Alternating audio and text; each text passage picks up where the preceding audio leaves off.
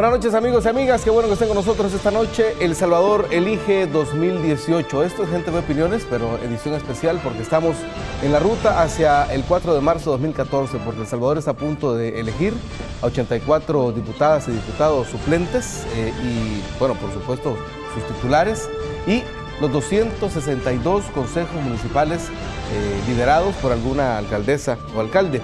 Hoy vamos a conocer a profundidad las propuestas del doctor Vicente Coto para solucionar los problemas de la ciudad de Santa Tecla. Buenas noches, doctor, bienvenido. Muchas gracias, Luis. Es un gusto compartir estos momentos y regreso a casa. ¿Usted sabía, Luis, que aquí comenzamos los programas de Medicina para Todos? ¿Hace cuánto, doctor? Hace 6 años. 6 años. Aquí se comenzaron a producir, así que ahí que entraba, recordaba esos momentos. Esas primeras ediciones. Esas primeras ediciones, donde, bueno, hasta el set se tenía que construir con madera. Es decir, era hacer camino. No, así es, pero recordando ese paso por aquí, realmente me da alegría regresar y compartir estos momentos y, por supuesto, en este nuevo desafío en Santa Tecla. Tengámonos un minuto en eso. Esa labor educativa, doctor, ¿qué impacto ha tenido en la población? Fíjese que es interesante porque aquí en el país los titulares de los diferentes ministerios probablemente no han alcanzado a ver que la labor de un titular está conectada necesariamente con la comunicación a la población. Sí, porque al final de cuentas, un ministro, un viceministro, un director, es empleado de la población.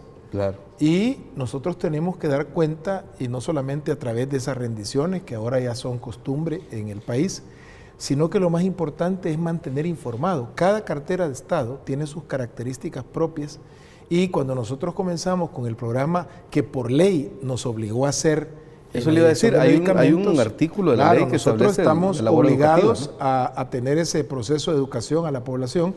Sin embargo, recién nosotros comenzamos, nos dimos cuenta que ese vacío era importante de llenar y nosotros teníamos siempre evaluaciones, hacíamos encuestas para ver realmente por dónde vamos, por dónde íbamos, qué es lo que había que cambiar, y las opiniones siempre fueron muy positivas. De hecho, ahora, por ejemplo, como ya no estoy desde el año pasado, ya no estoy ahí en la dirección de medicamentos, pero siempre la actual directora ha mantenido ese proceso de educación. Por cierto que hay gente en las visitas que hago casa por casa que me dicen, mire doctor, está mejor la señora que usted. No le creo, qué crueles. No, pero fíjese que es interesante porque obviamente después de 6 años de estar usted claro, saliendo en la tele y la gente obviamente acostumbrada, pues yo pensé tal vez le iba a ser difícil el cambio, pero no, ha seguido, se ha mantenido. Pero eso es bueno. Ese es bueno. Porque al final lo que importa es la institucionalidad, ¿no? Y yo creo que ya debe ser parte del proceso regulatorio, en el tema de medicamentos, debe ser parte del proceso regulatorio la comunicación con la sociedad, no solamente en el tema de las alertas, sino para aprender a usar racionalmente las medicinas, que al final es el objetivo que tiene la ley de medicamentos. Educar es fundamental y en este proceso electoral en el que estamos, educar para nosotros también es fundamental. Tenemos una cápsula de cómo se establece en el Código Electoral las diferentes formas que hay para votar. Veamos y aprendamos un poco de este proceso electoral. Las elecciones de marzo definirán a los 262 gobiernos locales y los 84 diputados que conformarán la Asamblea Legislativa. Para el caso de diputados existen 3 formas de votación. A la primera se le llama voto entero por bandera, y así es como debe marcar. Que yo puedo marcar la bandera de un partido político. Eso implica entonces que yo acepto la lista completa y el orden en el cual están puestos. Esa manera de votar también nos lleva al mismo camino al que nos llevaría si yo marco toda la lista y la bandera, ¿verdad? O sería al mismo camino al que nos llevaría si yo marco solo la lista completa.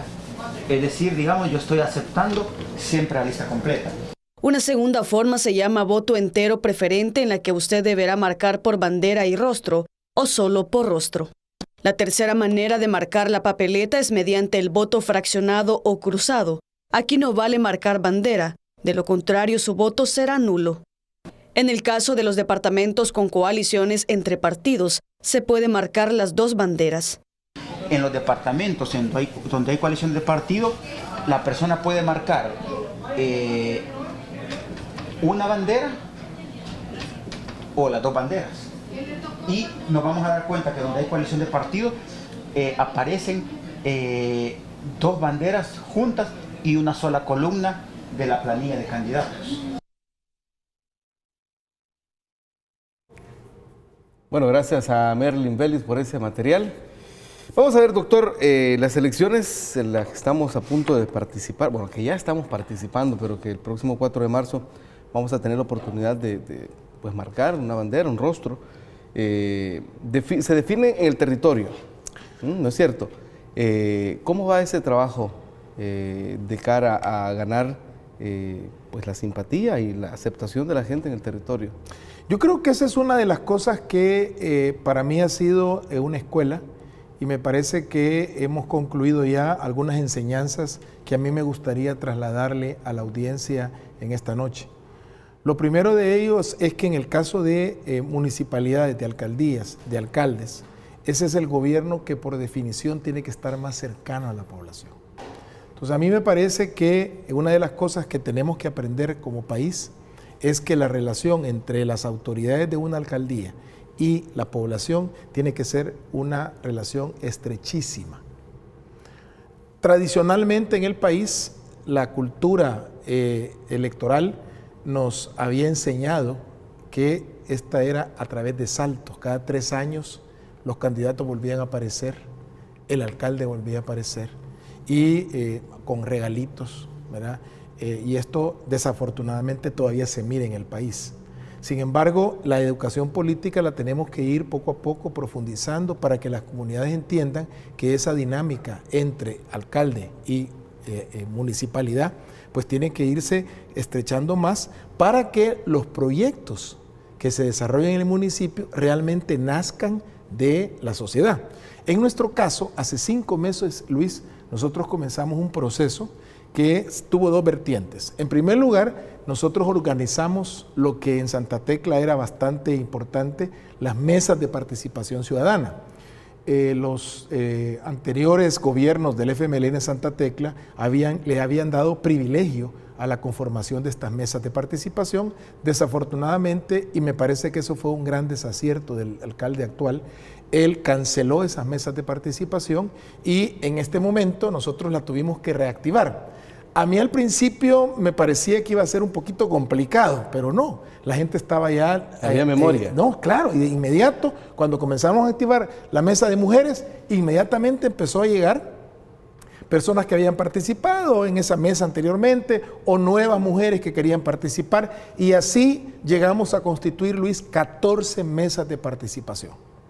Esas mesas no solamente se reunían a tomar cafecito, sino que estas mesas comenzaron entonces a proveer insumos que un equipo técnico empezó a reunir. Finalmente, Luis, nosotros tenemos ahora un documento que es un documento producto del ejercicio de consulta de estas mesas. Son elementos técnicos, mesas muy especializadas, mesas de medio ambiente, en fin, hay diferentes entonces aportes que se reunieron. Pero paralelo a eso, Luis, nosotros teníamos otra vertiente. Comenzamos a visitar las comunidades, empezando por los cantones. Visitamos ya los 14 cantones y después comenzamos ya en círculos concéntricos a visitar la ciudad. ¿Qué es lo que queríamos? Bueno, en primer lugar, yo quería conocer el alma del tecleño. Y esto lo hace usted únicamente con el contacto de persona a persona. Así es que afortunadamente, desde el principio nosotros tuvimos la apertura de la familia tecleña, que uno tiene que estar claro que va a escuchar críticas, de todo, malestares, situaciones que están desde hace muchísimos años sin resolverse. Entonces, cuando comencé a ver eso, Luis, diseñamos una estrategia para recoger esas inquietudes. Y de ahí surge ya el siguiente documento, que es este que recoge las inquietudes de todos los sectores que hemos visitado, aquí en un plan integral de ordenamiento. Es decir, este es el insumo y este ya la propuesta. Esta ya nuestra propuesta. Sin embargo, aquí nosotros también tenemos, es interesante, porque al final, en el anexo, nosotros tenemos cuáles son las necesidades no atendidas que cada calle, cada colonia, cada residencia estaba planteando. Ahí le quiero consultar, ¿qué da como resultado de tener una gestión desmontando esas mesas? Bueno, lo que pasa es que la primera cosa es que cuando usted pierde la comunicación con la comunidad, Digo, a todas luces es contraindicado, ¿no? lo que sucede es que entonces el alcalde comienza a gastar donde no debe de gastar el presupuesto. Acuérdese usted que, y en este caso en las municipalidades tiene que ser muy importante, el dinero que se aporta en concepto de impuestos, en concepto de tasas, tiene que retornar a la población. Pero tiene que retornar a la población de una forma que resuelva las situaciones del municipio. Pero para poder resolver, usted tiene que hacer un diagnóstico. Claro. Mire, si usted me dice a mí, mire doctor, quiero que me dé una receta para un paciente, y yo le digo, ok, ¿a dónde está el paciente? No, ahí en la casa. ¿Y qué tiene? A saber. ¿Cómo le voy a dar yo una receta? No. Y eso es lo que está sucediendo en Santa Tecla. Se está escribiendo una receta sin evaluar al paciente, sin examinar al paciente. Entonces, ¿qué pasa? El alcalde comienza con proyectos que son a todas luces disparatados. Mire, le voy a poner dos ejemplos que me parece que Hasta le van a... se le puede morir el paciente. Claro, le van a ilustrar el caso. No sé si podemos acercar este que es el plano de Santa Tecla. Manténgalo ahí y lo capta la cámara en este momento. Ok, aquí tenemos nosotros una imagen de lo que es entonces Santa Tecla. Aquí no están los cantones, sino simplemente el casco. Aquí usted tiene la zona norte, esta zona que está aquí, que son las residenciales de la zona norte. Obviamente, esta gente que normalmente va a trabajar a San Salvador, tiene que tomar la única calle que le pueda llegar a sacarlo de la zona, que es la avenida Manuel Gallardo. Y entra al centro histórico porque no hay una salida al Boulevard Monseñor Romero. Es decir, bajan hasta la Chiltepán. Sí, bajan y llegan obviamente a meterse a este ya emproblemado por el tráfico que hay, Y situación. ahí tienen que bajar hasta el Platillo. Y entonces, no, pueden subir incluso para poder tomar ya el bypass que hay para la Monseñor Romero, un poquito más al oriente. Ahora, el problema, y fíjese que es interesante, porque hablando con esta población en nuestras visitas, ellos nos decían, mira doctor, el único problema que nosotros quisiéramos resolver es el tema de la salida de este sitio. Y evidentemente, algunos de ellos incluso me decían de una manera dramática, mire doctor, nosotros nos acostamos pensando cómo va a estar el tráfico al día siguiente. Bueno, un señor me decía, mire doctor, yo tengo que llegar a las 6:15 porque ahí está el bus que va a llevar a mis hijos a la Don Bosco. Si no llego a esa hora, yo tengo que movilizarme y llevarlo yo mismo. Entonces, este señor me decía, yo en la noche me acuesto pensando, ¿cómo va a pasar mañana el tráfico? Y me despierto sobresaltado para ver la hora y para salir. ¿Cómo es posible, Luis, que usted, en vez de estar en su casa descansando, esté pensando en una cosa que se puede resolver? Entonces, nosotros planteamos, por cierto que esto lo hice yo el año pasado con el entonces ministro Gerson, hablamos de esto, vimos los planos, incluso hicimos una visita y él me decía, no, esto es fácil de resolver. Afortunadamente, ahí en ese sector habían dos terrenos que pudieran tener la vocación para hacer ese bypass y estamos ya en la última etapa del diseño para poder hacer de esto factible. Ahora, esto, Luis, le va a resolver una situación que está sintiendo la gente, pero para poder enterarse de eso, ¿qué hay que hacer? Hay que ir a hablar con la población, hay que ir a platicar y a sentarse y a escucharlos. Entonces, obviamente, no solamente escucharlos para las elecciones, sino es escucharlos para hacer un plan. Porque aquí a mí me parece que una de las características después del aprender a escuchar, una de las características más importantes para poder diseñar el trabajo en un municipio es la capacidad de planificar. Un alcalde tiene que tener habilidades gerenciales y tiene que saber planificar su trabajo. Porque de lo contrario, se le van los 3 años y después comienza a agarrar medidas de emergencia para ver si vuelve a ganar otra vez, porque no ha logrado realmente tener un proceso en donde esa planificación le lleve como producto a hacer obras que al final la gente va a percibir como que son de beneficio. Le voy a poner el segundo ejemplo, la zona oriental. En la zona oriental, específicamente en Merliot, ahí, digamos, la estructura de las casas de habitación solamente deja un estrecho pasaje, de tal manera que las gentes que tienen vehículos ahí tienen que dejarlos, digamos, en la calle real, que es la que le da vuelta a toda esa área. Y usted entenderá que esa calle a las 6 de la tarde es un caos. No hay parqueo, se pasa golpeando el vehículo. Entonces, ¿qué es lo que hace el alcalde? El alcalde autoriza que se rompan las aceras, lo cual es ilegal, que se rompan las aceras, se ponen unas cadenas y eso les resuelve el tema a 40 vecinos. Les cobraron $300 para hacer esa construcción, a todas luces ilegal, por supuesto. Pero ¿qué es lo que sucede? Ahí tenemos entonces un problema porque los que tienen ese espacio, que es un espacio ilegal, tienen cierta ventaja que no tienen el resto de los vecinos que tienen el problema de parqueo. Entonces, de la misma manera, ¿cómo se soluciona el problema? Son 400 los vehículos más o menos que hay que ponerles, ubicarlos en un parqueo, pues obviamente construir un parqueo. Entonces, ese es uno de los planes que tenemos. Precisamente hemos ya incluso recreado lo que sería el parqueo para estos 400 vehículos y este parqueo va a resolverle el problema a ese sector. Ahí usted tiene lo que es la recreación de lo que sería el edificio de parqueos en Ciudad Merliot. Este es el primero y podría ser el primero de varios. Sin embargo, ya nosotros estamos considerando que tenemos que conseguir los fondos, tenemos que conseguir completar el diseño. Ya más o menos hemos visualizado 3 posibles ubicaciones en esa zona. Es un parqueo municipal para uso de estas colonias. Es correcto. Ahora, obviamente estamos pensando en una especie de asocio público-privado, claro, y que el parqueo sea sostenible. Entonces, eso le va a resolver el problema a este sector. Aquí les he puesto 2 ejemplos. Pudiéramos pasar toda la noche, porque cada colonia, cada barrio, cada parte de Santa Tecla tiene su propio sabor, sus propias problemáticas, sus propias inquietudes. Pero si nosotros comenzamos a visualizar que la alcaldía primero escucha, después planifica y después soluciona, entonces ese círculo virtuoso va a ir generando un desarrollo en el municipio. Porque así como le estoy hablando yo de 2 cosas que tienen que ver con conectividad, podemos estar hablando del área económica, podemos estar hablando del área de la salud, del área, por supuesto, del tema de lo que es la situación ecológica en Santa Tecla, que está siendo afectado gravemente. Entonces, cada parte de nuestro plan, que tiene 7 ejes, está concebida con ese círculo: escuchar, planificar y ejecutar. Y esto va a ir entonces trayendo como consecuencia que la ciudad se va ordenando, porque al final de cuentas esa es, me parece, el reclamo más común que yo he escuchado.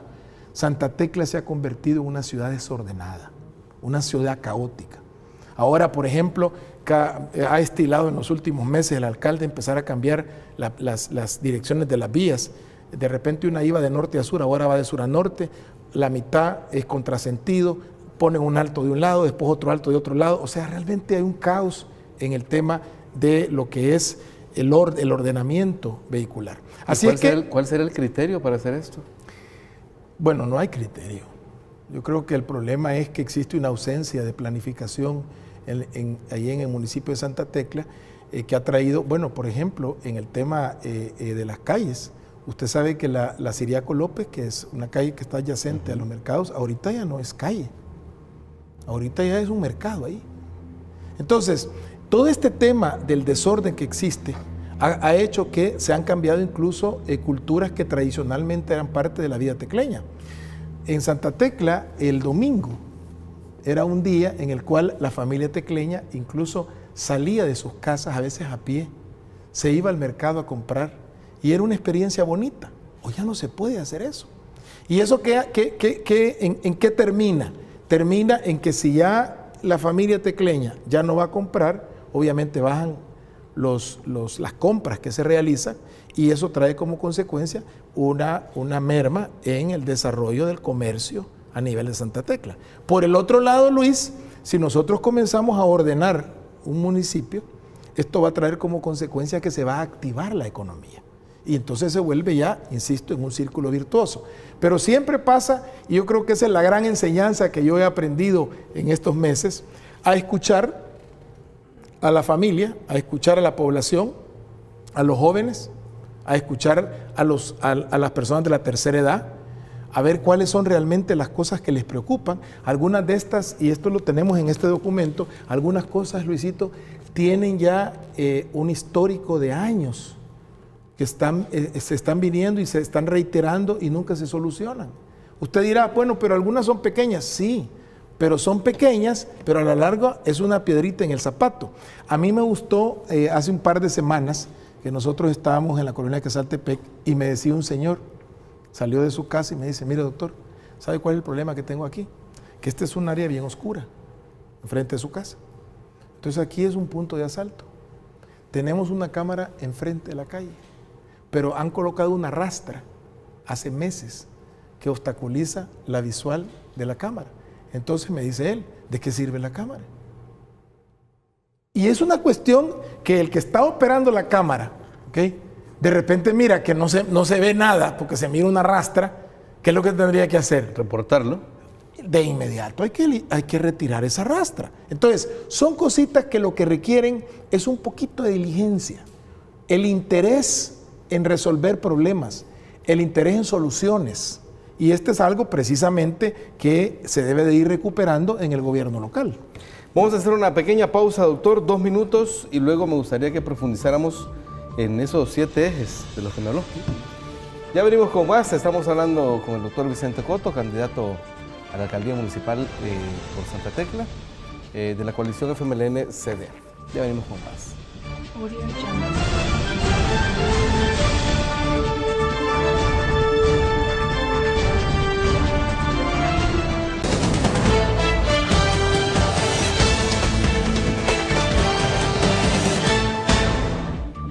Seguimos conversando con el doctor Vicente Coto sobre la forma de solucionar los problemas que tiene la ciudad de Santa Tecla y cómo proyectarla de una mejor manera en los aspectos económicos y sociales.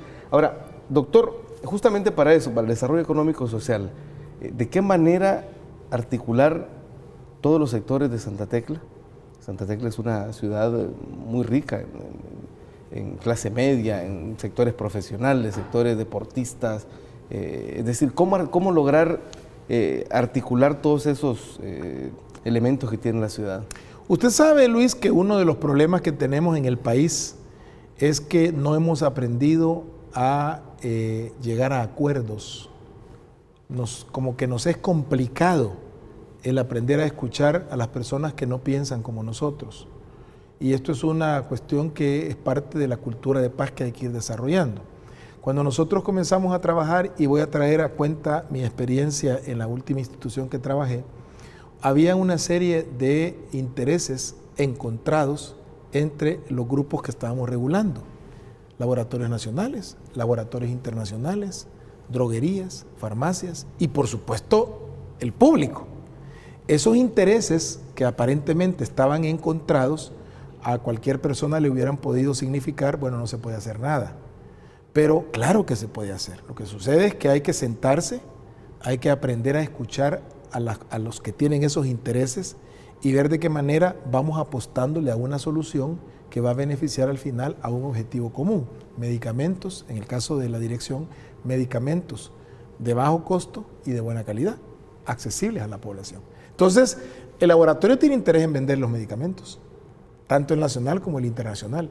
Las farmacias tienen, por supuesto, el interés de comercializar. La población tiene el interés de comprar medicamentos y que existan medicamentos de buena calidad y a un precio accesible. Entonces, si logramos nosotros todos comenzar a tocar la misma sinfonía, me parece que la cosa va caminando. Entonces, en una ciudad, esas son las cosas que se necesitan hacer.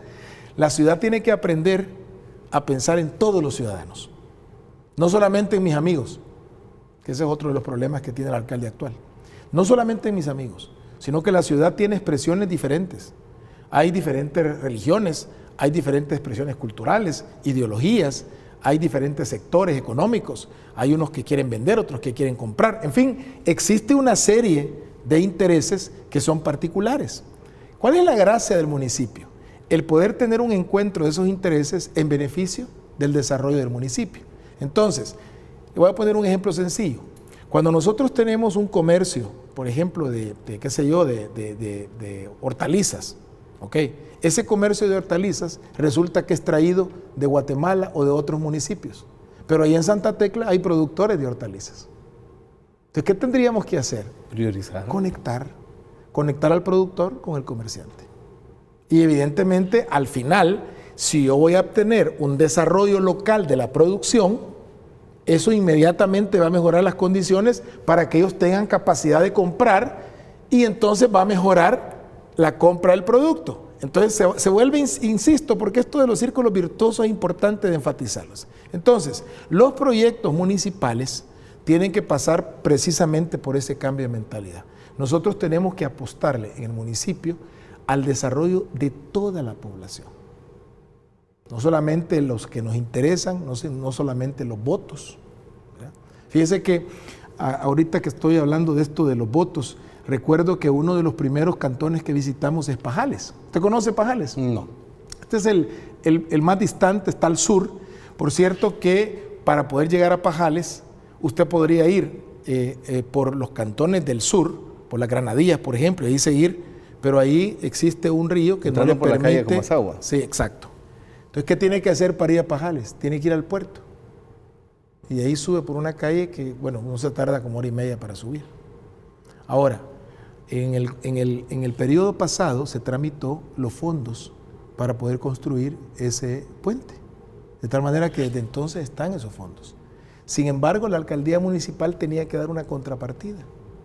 Y en 3 años ha negado esos fondos para esa contrapartida que es mínima. Entonces, ¿qué sucede? Ahí está el puente. El puente ya está listo. ¿Y de cuántos habitantes estamos hablando? Ok, ahí está el problema. Que cuando usted empieza a pensar en términos electorales, usted dice, no, pero son apenas 100 votantes. Pero cuando usted piensa a pensar de esa manera, usted ya le está poniendo un precio a la persona. Y a mí me parece que nosotros tenemos que concebir que la persona humana tiene un valor intrínseco, no es por el número de gente. Si ese grupo de personas que son hermanos nuestros y además son tecleños, tienen necesidad de conectividad, hay que hacerlo. Entonces, cuando nosotros pensamos en los proyectos, ¿verdad? Si nosotros siempre le ponemos, ¿a quién le va a beneficiar? Son 5,000 votantes, hagámoslo. O por el otro lado, son gente que se va a beneficiar, que son mis amigos, hagámoslo. Esas son las mentalidades que hay que ir eliminando. Y nosotros ya estamos, por cierto que también estamos hablando de esto con el exministro de Obras Públicas, porque ellos ya tienen listo, estamos viendo la posibilidad de que esa contrapartida, a ver de qué manera no la hace la alcaldía, para que se le dé ese puente a la comunidad de Pajales. O, por supuesto, esperar que ganemos la alcaldía para entonces, evidentemente, poner la contrapartida. Y por eso, y quisiera yo señalar esto, Luis, porque es importante que en toda planificación se consideren cuáles van a ser los ingresos que vamos a tener, cuáles van a ser los gastos que vamos a tener. Y en nuestra planificación esto ha tenido una importancia capital porque estamos encontrando la alcaldía quebrada. El déficit que tenemos, por ejemplo, del año antepasado, que es de los últimos datos que tenemos, es de más de $5 millones de lo que se gastó y no se recuperó. El año pasado fue mucho mayor. Entonces, esas cosas hay que considerarlas a la hora de establecer nuestro plan de trabajo para que, como dice nuestro eslogan, no sean promesas, sino sean soluciones. La diferencia precisamente es que una solución tiene que contar ya con una estructura básica que lo haga factible. Y en eso van los fondos de por medio. Así es que estamos nosotros incluso con ese plan de recuperación financiera para poder realmente tener el dinero necesario para poder invertir en obras. Porque los servicios que presta la municipalidad no son gratuitos, los paga el ciudadano. El ciudadano aporta a través de sus impuestos, de las tasas que está pagando, de las contribuciones especiales, está aportando el dinero, los recursos para poder hacer las obras que el municipio hace. Entonces, cuando nosotros concebimos, Luis, estos ejes, Nosotros estábamos pensando que fueran ejes cardinales que dirigieran la actividad del municipio. En estos 7 ejes que tenemos, empezamos por el eje que se conoce como Santa Tecla Saludable. Ahí estamos pensando no solamente en el tema de la medicina curativa. Si hemos hecho el diagnóstico, y yo creo que ya estuvimos hablando de esto en otra oportunidad, Santa Tecla la encontramos enferma. Es importante entonces establecer un eje de trabajo para recuperar la salud del municipio, que no se refiere únicamente a enfermedades físicas, sino que se refiere a que el municipio tiene que cobrar ese estado saludable en todo el sentido de la palabra, la salud concebida como el bienestar psicológico, social, físico, por supuesto. Es decir, no solo la atención de enfermedades, no solo las unidades de salud, no solo emergencias. Por ejemplo, en el eje de Santa Tecla Saludable tiene que ver mucho el tema del deporte. Ahora, el deporte, Luis, no concebido únicamente como aquel deporte que está limitado al deporte de exhibición, que es lo que está enfocando el alcalde actualmente, sino que el deporte en el municipio tiene que nacer del ejercicio del deporte a todo nivel, en las colonias, en los barrios, en las calles, entre una y otra colonia, entre un cantón y otro cantón.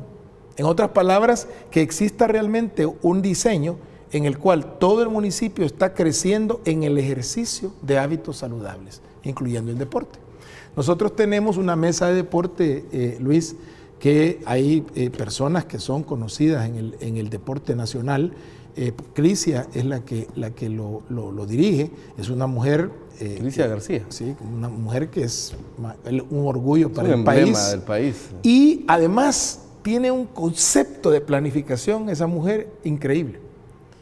El año pasado, en diciembre, nosotros clausuramos 14 torneos que se desarrollaron.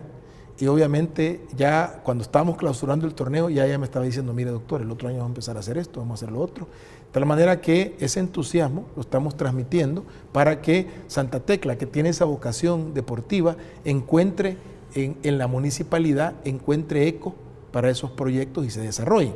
Así es que cuando estamos hablando del eje de Santa Tecla Saludable, estamos hablando desde el punto de vista integral. El siguiente eje que nosotros tenemos en la plataforma, Luis, es el Santa Tecla Verde. ¿Qué pensamos de esto? Santa Tecla nace, Luis, en 1853, una hacienda que después del terremoto, el presidente envió una comisión, ahí estuvo Ciriaco López, que fue al final el que diseñó la ciudad, y él lleva la recomendación de que esa sea la nueva ciudad de San Salvador. Así nace Santa Tecla. La capital del país. Entonces empiezan a darse facilidades para que familias notables de diferentes municipios lleguen a residir a Santa Tecla. Santa Tecla era un jardín, la ciudad de las colinas. Ahí usted llegaba, todavía yo lo viví, y no estoy muy viejo. Cuando uno llegaba a Santa Tecla a las 4 o 5 de la tarde y percibía esa bruma, escuchaba a los pájaros, había una diversidad increíble. Pero ¿qué es lo que ha sucedido? Se ha ido degradando el ecosistema hasta el punto de que en este momento la concepción que tiene el alcalde es ciudad de primer mundo. Pero ¿cuál es la concepción de primer mundo? En cementar la ciudad. Yo en broma digo que quizás el alcalde duerme con un hacha. Y lo digo realmente, y lo digo con responsabilidad, Luis. Cada mañana, hoy por ejemplo, cerca de donde nosotros tenemos nuestras oficinas, amanecieron un batallón de gente cortando árboles.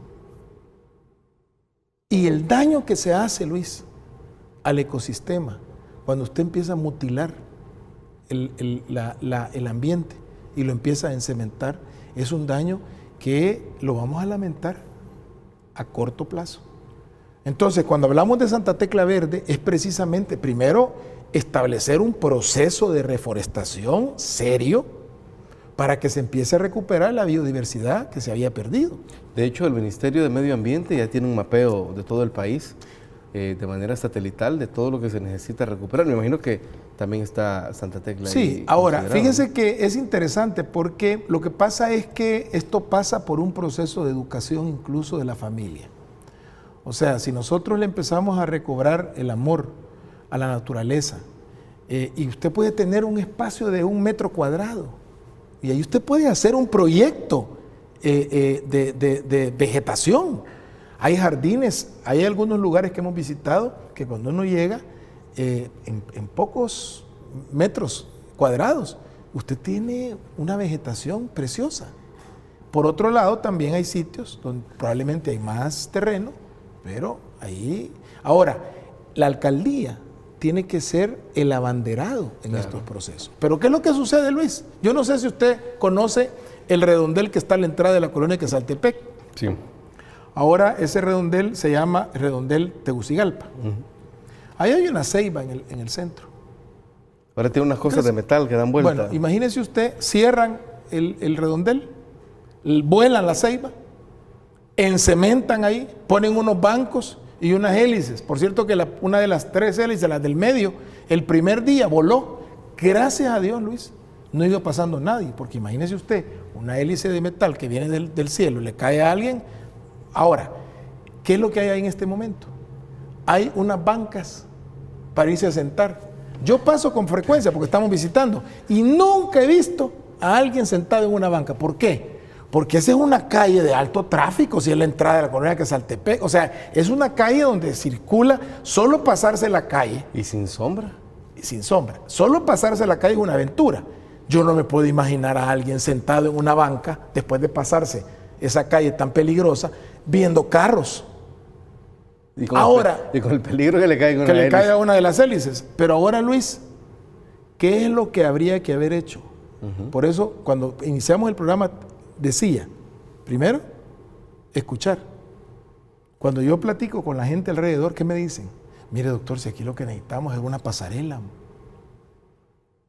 Porque ponemos en peligro la vida nuestra, la de nuestros hijos. Ahí hay un centro comercial enfrente. Una pasarela para que la comunidad realmente pueda trasladarse al otro lado con seguridad. Pasarela que hubiera salido más barata que lo que se hizo. Entonces, yo insisto, es que estos temas realmente lo que requieren únicamente es un poquito de interés en saber lo que la gente está necesitando. Y después de saberlo, planificar y ordenar adecuadamente a fin de que se puedan realmente conseguir esos objetivos. Ahí las otras cosas que tenemos, Santa Tecla inclusiva, esto ya lo hemos platicado en este programa, el que podamos concebir que el municipio no está formado solo por mis amigos o los que piensan como yo, sino que todos tienen que tener cabida, mujeres, hombres, niños, etc. Santa Tecla Productiva, ese amarre del comercio, producción de bienes y servicios, es estratégico. Y eso pasa también por pensar, por ejemplo, en ordenar el centro de la ciudad, los mercados. El mercado requiere 2 cosas básicas inicialmente, antes de pensar en infraestructura, limpieza y seguridad. Y eso es parte del servicio que debe darse en el mercado. Si usted va a un mercado, aunque sea viejo, pero si usted va a un mercado que está limpio y que además hay seguridad, usted se siente cómodo y puede entonces desarrollar esa actividad. Y la otra cosa, el otro eje que para nosotros es importante, es el tema cultural, artístico e histórico. En este tema, nosotros en la mesa esta, que es muy activa, estamos tratando de recuperar esa memoria histórica de Santa Tecla, que es riquísima, esos personajes que uno encuentra, y obviamente que los niños, las niñas, a veces como no los escuchan, lo van perdiendo. Entonces, en esta mesa cultural hay espacios adecuados para desarrollar los talentos artísticos, etc. Nosotros estamos ahorita en medio de un concurso de dibujo que hemos promovido a fin de que se pueda realmente empezar ya a generar esa cultura de desarrollo artístico. Y finalmente 2 cosas, el tema de la seguridad, que para nosotros la seguridad no solamente es cámara de videovigilancia, ese es un componente que hay que fortalecerlo. Pero para nosotros la vigilancia la vemos de una manera integral. Existe un plan en el país, es un plan del Salvador Seguro, que obviamente ha reunido a todos los interesados, los actores, para poder enfocar realmente las estrategias que hay que hacer puntualmente. Y sabes que en Santa Tecla, que es uno de los municipios que está incluido dentro de este grupo, no cuenta con la participación de la alcaldía. Eso es un contrasentido. Para un alcalde que dice le apuesta a la seguridad, él debiera ser el que primero llega a sentarse en esa mesa donde está la iglesia, donde está el Ministerio de Educación, el Ministerio de Seguridad, la PNC, etcétera. Y ahí se definen cuáles son las estrategias locales. Y finalmente... Y bien extraño, perdón que lo interrumpa, porque bien extraño, porque hay municipios como Cojutepeque, como Sonsonate, que a pesar de estar gobernados por Arena, están formando parte de esa... encantada con el plan. Es que yo creo, Luis, que el tema de la seguridad, el tema de la educación, el tema de la salud, debemos hacerlo trascender de los vaivenes ideológicos y políticos. Debe ser una apuesta de país. Y quiero terminar con el último de los ejes para nosotros, que es el tema de la gobernanza. Y aquí nada más una palabra muy sencilla. El municipio tiene que estar gobernado no por una persona, sino tiene que estar gobernado por los habitantes. Y esto no es un discurso, esto tiene que ser una realidad. El primer paso que nosotros hicimos en esa dirección es volver a integrar las mesas de participación. Pero lo que nosotros queremos lograr, Luis, es que incluso más adelante, cuando se definan los presupuestos, cuando se priorice qué se va a hacer con el gasto, ahí se cuente con la participación de los ciudadanos. Y que de pronto una colonia diga, mire doctor, a nosotros, o el periodo que sea, nosotros lo que requerimos es esto. Y esto va a tener esta prioridad y esto va a formar parte entonces de la ejecución del presupuesto. Ese modelo de gobernanza, que no es un modelo que nos hemos inventado nosotros, sino es la tendencia moderna en el tema de administración municipal. Ya esas municipalidades autocráticas en donde existe una persona que es la que decide qué es lo que va a hacer y quién va a respirar y quién no va a respirar, eso ya debe ser cosa del pasado. Ahora la municipalidad, los ciudadanos, los habitantes de ese sitio tienen que empezar a empoderarse para que ellos realmente al final tengan esa capacidad de decidir cómo es que quieren, a dónde quieren dirigir la ciudad, cuál es el municipio que quieren, con qué están soñando, y entonces el alcalde, que es un empleado, el alcalde es un servidor público, el alcalde no es el dueño del municipio, sino que es responsable entonces de canalizar esas inquietudes y hacer que se lleven a cabo. Esta es al final la tarea que tenemos pendiente, Luis. Y ahí es donde la ciudadanía puede ejercer esa marca personal, ¿verdad? Como decimos en el fútbol, para que al final los proyectos terminen siendo de beneficio para la gente, que es lo que todos esperamos. Vamos a hacer otra pausa, doctor. Cuando regresemos vamos a hablar de cómo está ese entusiasmo y sobre todo me gustaría que invitar a la gente a votar, a que ejerza ese derecho, ¿verdad? Y haga valer su voz. Una pausa y venimos con más.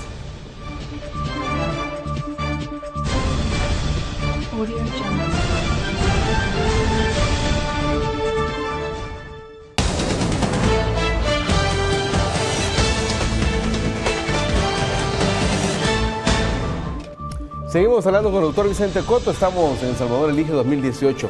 El 4 de marzo, doctor, hay una cita con el país y en este caso una cita con Santa Tecla. ¿Cómo se vive el entusiasmo, de acuerdo a ese recorrido que usted está haciendo por el municipio, cómo se vive el entusiasmo de la gente por la elección? Hemos tenido una transición el año pasado cuando comenzamos a visitar por la noche las casas. Francamente encontramos más bien a una población apática, un poquito desencantada, y hemos continuado estos 4 meses y yo he visto cómo se ha ido transformando ese ambiente, y ahora lo que tenemos, precisamente el sábado tuvimos una reunión ahí en la calle Real de la colonia de Quezaltepec y llegaron vecinos muy entusiasmados. Algunos de ellos, me decía una señora cuando iba saliendo yo, doctor, es primera reunión política que yo asisto y me ha encantado. Creo yo que la gente está ávida, Luis, de soluciones, está ávida no de promesas vacías, sino está ávida de que se le tome en cuenta. Y creo que lo que hemos visto en Santa Tecla es esa transformación. Ahora tenemos... antes de venir aquí, estaba yo allá en Ciudad Merliot. Para empezar, el grupo que espontáneamente está caminando con nosotros, casi ya pasa a los 40, 50, 60 personas que van entusiasmadas, vamos tocando puertas. Y no solo eso, sino que la población nos recibe con mucho entusiasmo. Algunos de ellos incluso no nos podemos quedar mucho tiempo porque obviamente vamos en esa ruta, pero algunos nos llevan a su casa, nos invitan, a veces nos ofrecen cafecito, etc. ¿Qué quiere decir esto? Quiere decir que la gente está entusiasmada con un proyecto en donde primero se escuche sus inquietudes y después se vea en el horizonte la posibilidad de transformar las realidades diarias. No es cierto que la gente naturalmente es apática a la vida política. Yo creo que de alguna manera los políticos tienen la culpa de haber convertido algunas veces por mala gestión esa situación y que la gente se vuelva más bien recelosa. En este caso lo que estamos viendo es que hay mucho entusiasmo. Yo esperaría, Luis, que esto continúe y que al final esto termine en una fiesta donde todos seamos capaces de expresar nuestra voluntad a través del voto. ¿Qué lectura tiene usted, doctor, de aquellos que pues hace 3 años decidieron dar ese giro en Santa Tecla? Bueno, yo creo que no podría juzgar esa situación con responsabilidad. Sin embargo, yo quiero decirles que sí existe como un ambiente de arrepentimiento.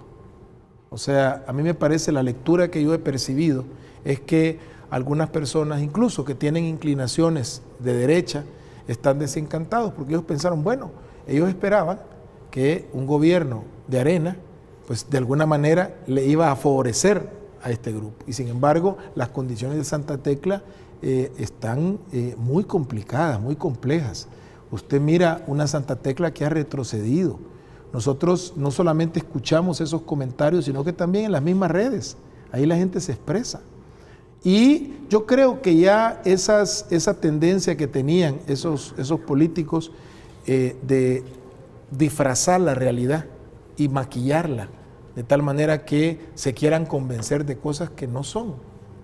Fíjese que solamente le voy a poner un ejemplo. Nosotros hemos propuesto una de las soluciones, un parqueo municipal, que lo acabo de mencionar, en Merliot. ¿Okay? Ayer presentaba su oferta el candidato de Arena y él decía, nosotros vamos a hacer un parqueo para más de 1.500 vehículos. ¿Okay?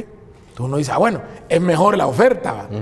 Pero ¿cuál es el problema? El problema es que si en estos 3 años usted no ha visto que ninguna de las ofertas que se hicieron se han llevado a cabo, se han cumplido, entonces la pregunta es, ¿qué garantiza que ahora sí se haga? Pero analicemos un poquito más a profundidad la oferta. ¿A dónde va a ser ese parqueo? En el Cafetalón. Y la pregunta es, ¿qué pensarán los usuarios del Cafetalón de que ahora el Cafetalón se convierta en un parqueo para 1.400 vehículos? Por un lado. Y por el otro lado, si el espíritu del donante que dio el Cafetalón no es para hacer de ahí un parqueo, y el donante expresó claramente su voluntad, hay que respetarla. Hay que respetar la voluntad del donante, hay que respetar también la voluntad del tecleño. Si el tecleño lo que quiere es que el Cafetalón realmente se recupere, se le dé vida, no sigan cortándose árboles, sino que se le dé vida, se restauren las canchas, que ahí la actividad deportiva sea la que se haga. Entonces, cuando estamos hablando de propuestas, hay que tener mucho cuidado porque las propuestas tienen que tener una gran dosis de realidad. Y lo que yo dije desde el principio, la propuesta tiene que nacer del corazón del ciudadano, en este caso el tecleño. ¿Qué es lo que el tecleño quiere? Y encaminarse en la solución de esa situación. Así es que me parece que la responsabilidad que tenemos como salvadoreños en estas próximas semanas es primero de hacer un análisis serio, responsable. Escuchar, ok, ¿esto qué propone? ¿Y esto qué propone factible? ¿Se puede realizar? ¿De dónde se van a sacar los fondos? Sí, porque el papel aguanta con lo que claro. le ponga, ¿no? Bueno, por ejemplo, si nosotros empezamos a ver las propuestas que se hicieron, se estaba hablando de hacer en Santa Tecla la primera planta de transferencia o de conversión de basura en energía. Ni siquiera se está recogiendo la basura. Entonces, ¿son factibles esas promesas? No, nosotros estamos proponiendo realmente no promesas, sino soluciones. Y estas están basadas en un análisis de planificación, un análisis de factibilidad, el ver de dónde van a sacar los recursos y empezar a caminar en la dirección correcta. Doctor, solo tengo 1 minuto y medio para que llame a la ciudadanía a ser parte de esa fiesta el próximo 4 de marzo. Bueno, tenemos que ser realmente responsables. Ahora tenemos la posibilidad en este momento de escoger quién va a gobernar nuestras municipalidades, quién va a ir a la Asamblea Legislativa.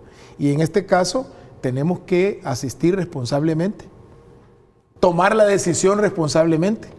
Y yo quisiera de una vez hacer el llamado para que inmediatamente después de las elecciones podamos realmente formar parte de ese esfuerzo de participación para que no nos quedemos únicamente como espectadores. Es decir, de poner manos a la obra. O sea, claro, manos a la obra.